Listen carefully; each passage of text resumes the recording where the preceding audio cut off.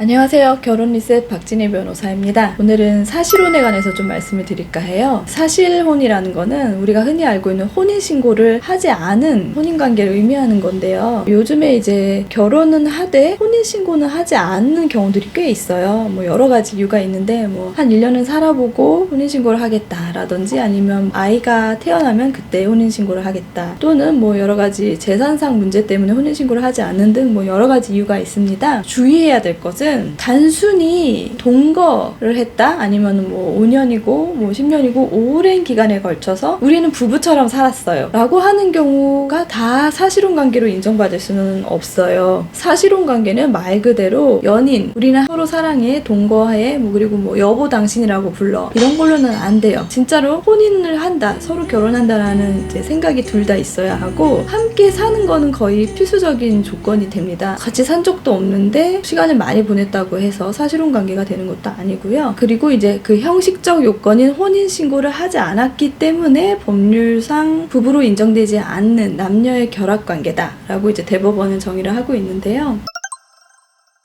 사실혼 관계 인정 자체에 대해서도 이제 법원의 판례가 되게 다양한데, 쉽게 생각하면은 결혼식도 올리고 양쪽에 다 부부라고 소개를 하고 부부 생활을 하고, 명절 때 그럴 때 이제 양가 교류하고 지내고, 어머니 아버지 장인어른 장모님 이렇게 부르고 다니고, 이웃에서도 다 부부라고 알고 있는데 정말로 그냥 혼인신고만 하지 않은 경우, 그런 경우가 가장 사실혼으로 인정받는 대표적인 사례입니다. 사실혼으로 인정받지 못하는 대표적인 사례는 단순 동거예요. 보통 서로 부부의 역할을 했다고 생각하고 우리 남편, 우리 여보 이런 호칭도 한 번씩 애교스럽게 쓰고 했지만, 그것만으로는 사실혼이 성립하기가 좀 어려울 수 있고요. 결혼을 전제로 동거를 했으니까 우린 사실혼 관계였다, 이렇게 주장하시는 분들도 많이 있는데, 결혼을 전제로 동거를 했다는 것 자체가 일단 사실혼 관계 성립이 안 됩니다. 사실혼 관계가 뭔지 생각을 하고 짚고 가시면 되겠습니다.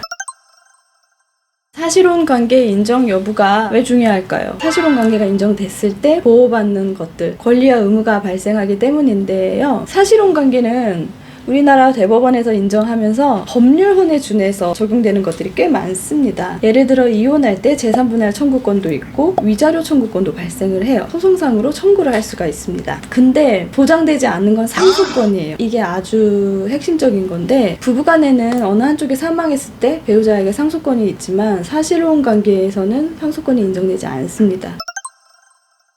상대방이 죽을 걸 예상하면서 사는 사람들은 없지만, 막상 부부라고 생각하고 혼인신고만 안 하고 오래오래 살았는데 갑작스러운 사고로 한 명이 사망하게 되면은 나머지 한 명이 상속권이 없기 때문에 되게 난처해지는 경우가 생겨요. 가끔 그런 사례를 듣게 되면은 이거는 정말 사실혼 관계 중에 혼인신고만 했어도 아무 문제가 없었을 텐데, 그런 안타까운 마음이 듭니다. 상속권이 없지만 그 밖에 재산분할 위자료 청구권은 있다. 이게 되게 법률혼과의 큰 차이점이고요.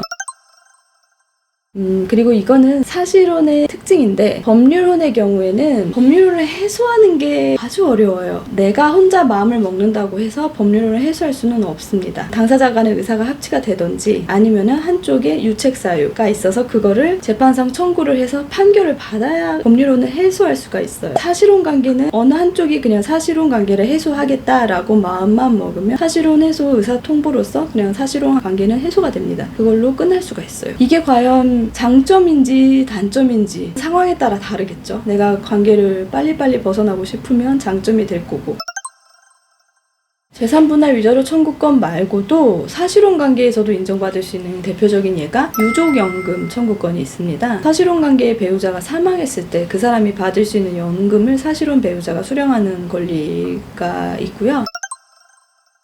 우리나라는 아직 동성혼 간의 합법적인 법률혼을 인정하지 않고 있잖아요. 지금으로서는 다른 나라에서는 동성혼 간의 법률혼을 인정하는 나라들도 많고, 다른 나라들 같은 경우에는 생활 동반자 계약관계 같은 거를 이제 법을 만들어서 시민의 결합, 법률혼이 아닌 시민의 결합을 인정해주는 경우들이 꽤 있는데, 우리나라는 아직 그런 법제는 없습니다. 법적으로는 법률혼만 존재를 해요. 그런데 작년 여름에 우리나라 대법원 판례, 전원합의체 판례 변경이 있었어요. 있었어요. 기존의 대법원의 의견을 뒤집은 걸 전원합의체 판결이라고 하는데, 동성 간의 사실혼 관계를 인정하는 뉘앙스의 대법원 판례 변경이 있었어요. 상당히 좀 우리나라 분위기에서는 좀 획기적인 판결이라고 보이는데, 동성 간의 사실혼을 뭐 전면적으로 인정한 판결은 아니고요. 국민건강보험에서의 피부양자 자격이 사실혼 관계에서도 인정이 되고 있었는데, 동성 간의 사실혼 관계도 인정한 첫 번째 판례가 나왔습니다. 사실혼 관계에 관한 법이 언제쯤 생기고 바뀔지는 아직 예측하기는 어려운데, 그거와 관련된 여러 가지 판례들이 이게 조금씩 바뀌고 있는 것 같아요. 사실혼 관계에 관련된 쟁점들이었고요.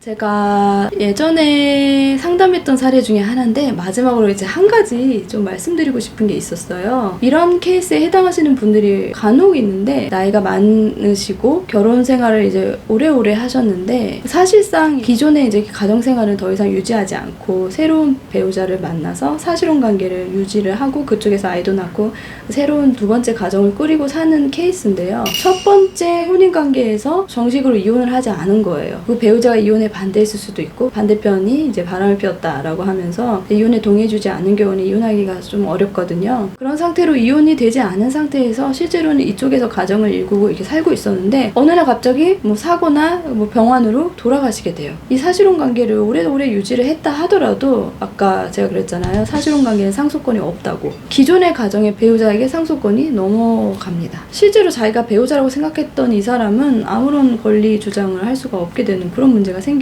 현재 법적으로는 그게 보호받을 길이 없습니다. 사실혼 관계가 상속권이 없다라는 건 상당히 중요한 포인트여서, 이걸 좀 미리미리 가능하다면 사전에 법률 관계를 좀 정리해 놓는 게 되게 필요해요, 사실은. 네, 오늘은 사실혼 관계에 대해서 좀 간단하게 알아봤고요. 관련된 쟁점은 앞으로도 조금 더 살펴보도록 하겠습니다. 네, 감사합니다.